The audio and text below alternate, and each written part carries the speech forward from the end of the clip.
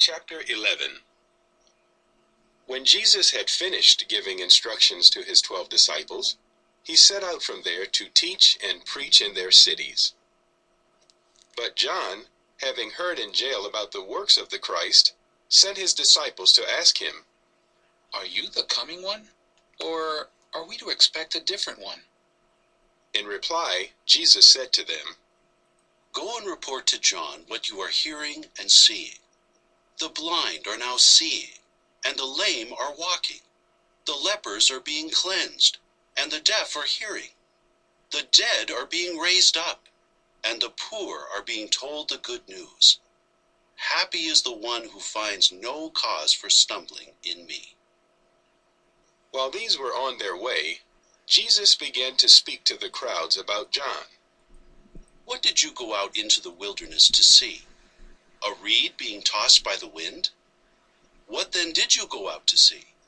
A man dressed in soft garments? Why, those wearing soft garments are in the houses of kings. Really then, why did you go out? To see a prophet? Yes, I tell you, and far more than a prophet. This is the one about whom it is written, 'Look, I am sending my messenger ahead of you, who will prepare your way ahead of you.' Truly I say to you, among those born of women, there has not been raised up anyone greater than John the Baptist, but a lesser person in the kingdom of the heavens is greater than he is. From the days of John the Baptist until now, the kingdom of the heavens is the goal toward which men press, and those pressing forward are seizing it. For all, the prophets and the law, prophesied until John, and if you are willing to accept it, he is Elijah who is to come. Let the one who has ears listen. With whom will I compare this generation? It is like young children sitting in the marketplaces who call out to their playmates, saying, 'We played the flute for you, but you did not dance. We wailed, but you did not beat yourselves in grief.' Likewise, John came neither eating nor drinking, but people say, 'He has a demon.' The Son of Man did come eating and drinking, but people say, 'Look, a man who is a glutton and is given to drinking wine, a friend of tax collectors and sinners.'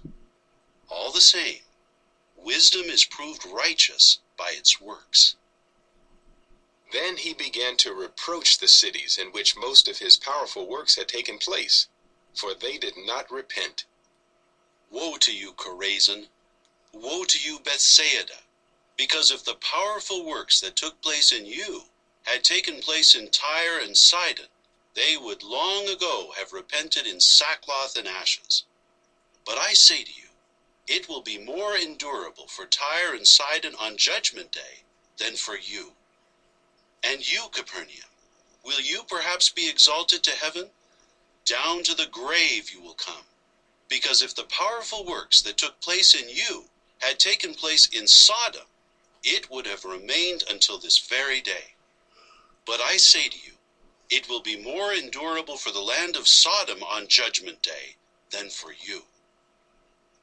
At that time, Jesus said in response, "I publicly praise you, Father, Lord of heaven and earth, because you have hidden these things from the wise and intellectual ones, and have revealed them to young children.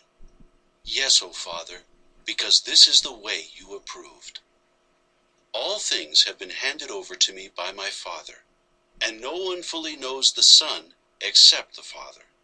Neither does anyone fully know the Father except the Son, and anyone to whom the Son is willing to reveal him. Come to me, all you who are toiling and loaded down, and I will refresh you. Take my yoke upon you, and learn from me, for I am mild-tempered and lowly in heart, and you will find refreshment for yourselves. For my yoke is kindly, and my load is light."